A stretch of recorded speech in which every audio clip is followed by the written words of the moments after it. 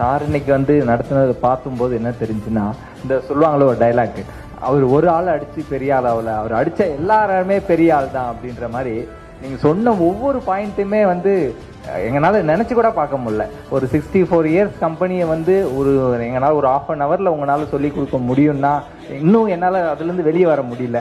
அந்த 18 ஹவர்ஸ் நாங்கள் கற்றுக்கணதையும் அப்படியே அது வந்து இது பண்ணதில் ரொம்ப வந்து சந்தோஷமா இருக்கு சார். ஆனால் ஆட்டோமொபைல்ஸில் என்ன நான் இருந்தால் தான் வாங்குவோம் அப்படிங்கிற மாதிரி இருந்தாங்க.